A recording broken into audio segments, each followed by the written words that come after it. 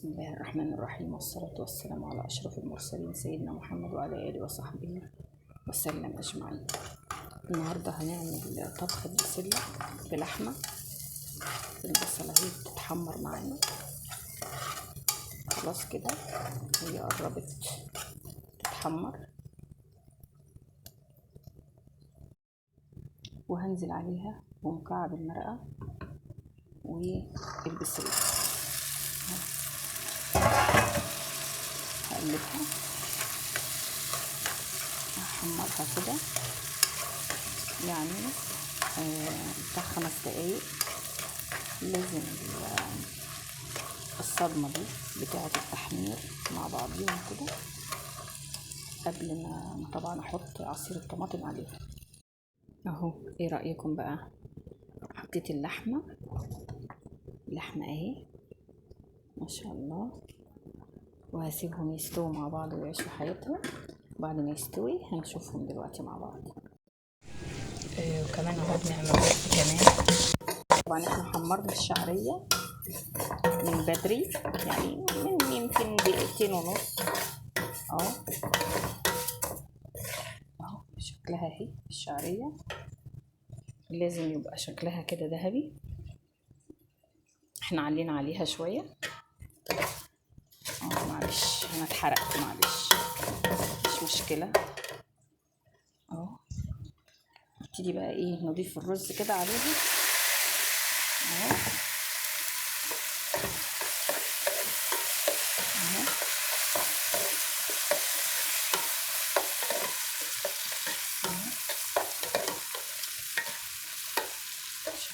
شكلها حلو.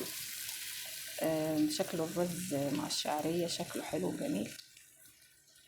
بعد طبعا ما هتتحمر هنضيف المية، نحط لها ملح. نحط دلوقتي ملح مع التحمير، وبعدين هنحط بعد شوية مرقة ومية. هحط ملح دلوقتي عشان ميبقاش عادم اهو، وهضيف المية دلوقتي لان هو اتحمر خلاص. اهو شوية الاول كده، وبعدين اكمل الرز بقى. اهو المية بتاعت الرز اهو، شايفة؟ هنقلب اهو.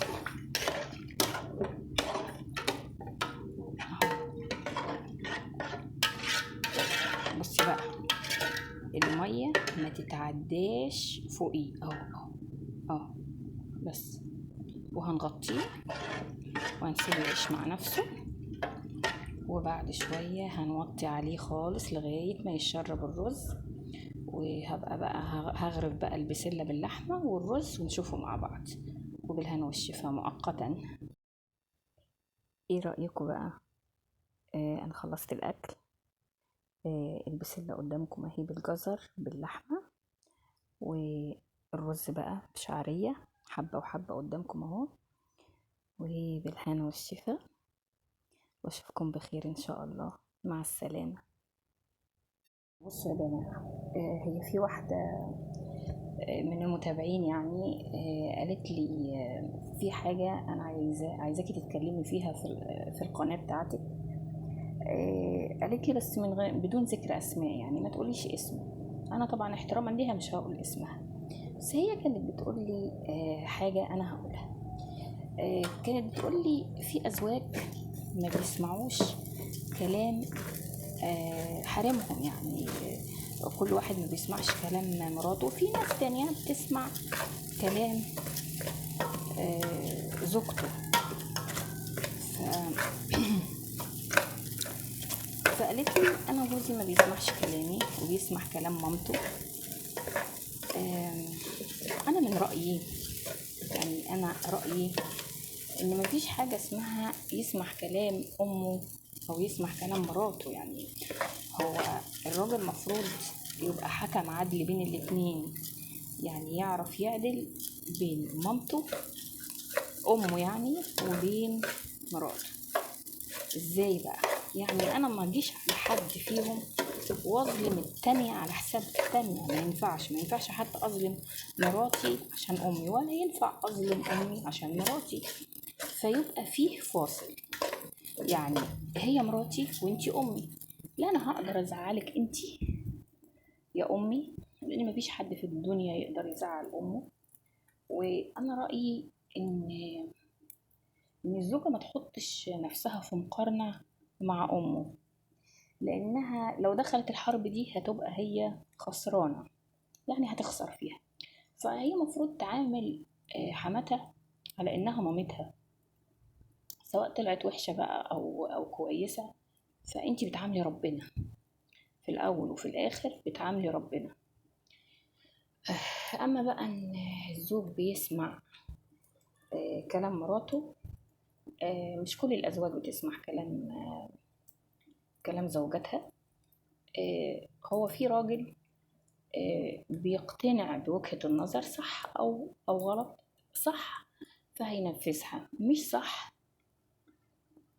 مش هينفذها. في ازواج بقى ايه، عنادية، يعني بيعاملوا زوجته هو يسي السيد وهي امينه. لا، مفيش الكلام ده. المفروض يبقى فيه اصلا تفاهم وفي حوار بين الاتنين، يعني نخلق حوار بيننا احنا الاتنين، نسمع بعض، احنا الاتنين نسمع بعض. مش مثلا هنشوف كلام مين اللي يمشي في الاخر. لا، مفيش حاجه اسمها كده. هو الراجل راجل والست ست، على عيني وعلى راسي، ما قلتش حاجه. بس في حاجه اسمها نقاش وحوار، ونطلع بحاجه بالراحه وبهدوء.